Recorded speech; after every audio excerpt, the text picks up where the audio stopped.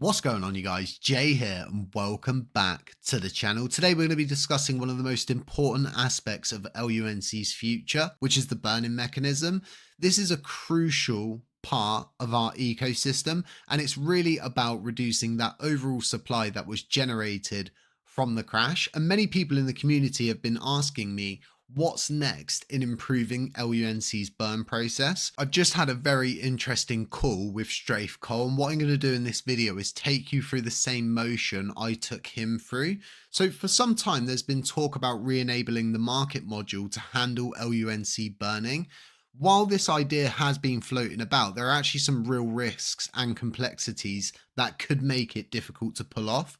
The market module, again, might seem like an obvious choice on the surface, but in reality, it presents a number of challenges that could overall harm the chain instead of provide that beneficial boost we really need. So let me take you through the logic behind what we're going to be discussing and show you why it's so risky, and then introduce what I believe could be the real solution and what I discussed with Strafe. This is not only actionable, but it's doable, and it's all about shifting the burn tax into a new form that better suits this blockchain. Okay, so let's talk about the market module. Re-enabling it has been suggested as a way to move LUNC burning from the current burn tax methods to a more market-based mechanism.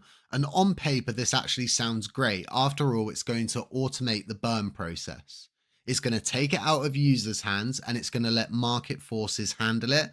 But here's a bit of the cold hard truth for everybody. The market module is going to bring a huge set of complexities and risks, ones that could backfire and put Terra Classic in a tough spot.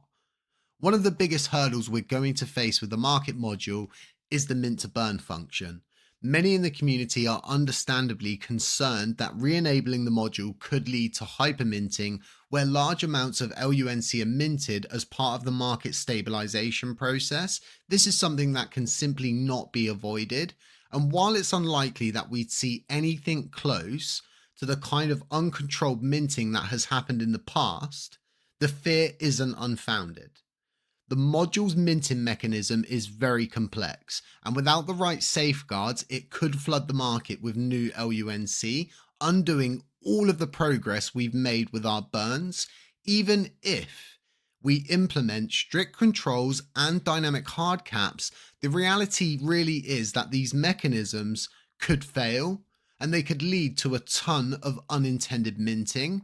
So there are also talks of these kill switches, a mechanism that could shut down the module if things go wrong. And while this adds a layer of protection, it doesn't eliminate the risks altogether. We need to understand that the kill switch is a fail safe. By the time it's triggered, the damage might already be done. The likelihood of the trigger being enacted through governance is very high. So this makes relying on the market module for burning LUNC a high stakes gamble, especially when we have other more straightforward options. Another challenge is the need for these dynamic hard caps on minting. These caps would effectively need to be constantly adjusted based on the market conditions in hand. This is going to add even more complexity to an already complex system. It also introduces a level of micromanagement that not only complicates governance, but it could also slow down the decision-making process. We would then see others argue in the need for shorter decision-making windows. So in short, from my perspective, the market module is far too risky and an overly complex solution that's going to create more problems than it solves. So where does this leave us with the burn tax? If the market module isn't the answer, then what is? Okay, so here's where the real solution comes in from my point of view. Instead of relying on the market module, which could destabilize the chain, we should shift our focus to a simpler, more practical approach when it comes down to the burn tax initiative. We should move the burn tax from the sender to the recipient side. By doing this, we can actually resolve the issues we're facing with the current burn tax structure without adding any unnecessary risks. Okay, so that may sound a little bit confusing, so let me break down how shifting the burn tax to the recipient side would work and why it's possibly a better solution. Right now, the burn tax is applied to the sender in each transaction. This creates friction, especially for users who are sending large amounts of LUNC. We need to understand that by shifting the burn tax to the recipient, we're going to ease this burden on users.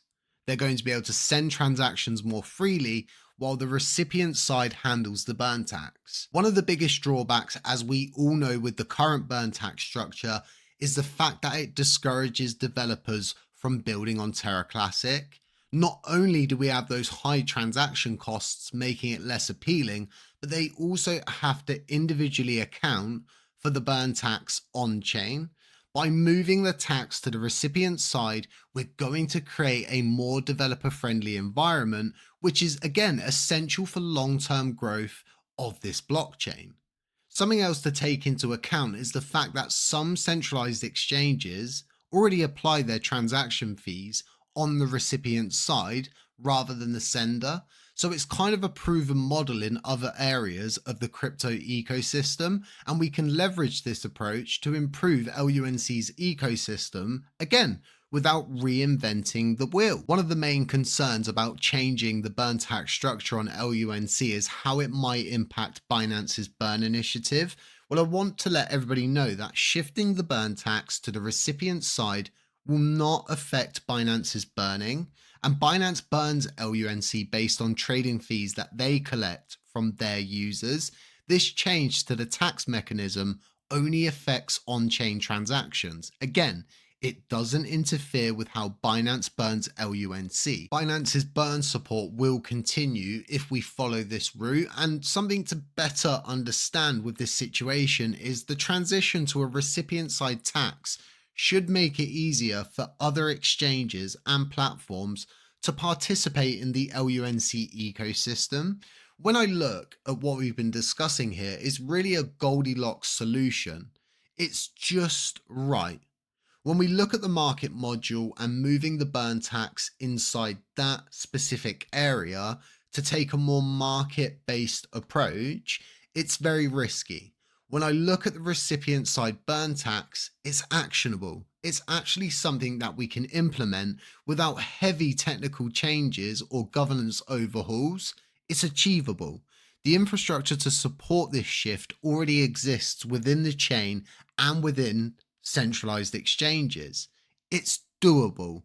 This is a real workable solution that requires no major risks, no complex mechanisms, and no extra burden on the all-important community. This is actually how I believe we can preserve the burn initiative, reduce the friction for users, attract more developers, dApps and projects, and hopefully CXs, all while keeping Binance's burn initiative intact and continuing to reduce the LUNC supply. When we look at the current burn tax model, it's served us well. But from my perspective, it's time to evolve. We've reached a point where the challenges of the sender side burn tax are really holding us back. The market module doesn't seem to be the right solution when it comes down to the burn tax, although it could work in other areas when it comes down to the repeg.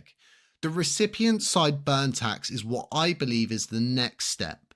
It's smart, it's practical, and it's not reinventing the wheel. We should open up new opportunities in the Terra Classic ecosystem. We've all seen what the burn tax can do, but now it's time to take it all to the next level. By moving the tax to the recipient side, we can not only ensure that LUNC continues to burn, but does it in a way that supports growth, innovation, and adoption.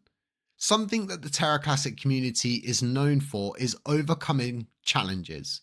This is no different. By making this shift, we're taking a bold step towards ensuring that our ecosystem is built for the future, one that's sustainable, scalable, and continues to reduce the LUNC supply in a way that benefits absolutely everyone, and most importantly, the layer 1 blockchain.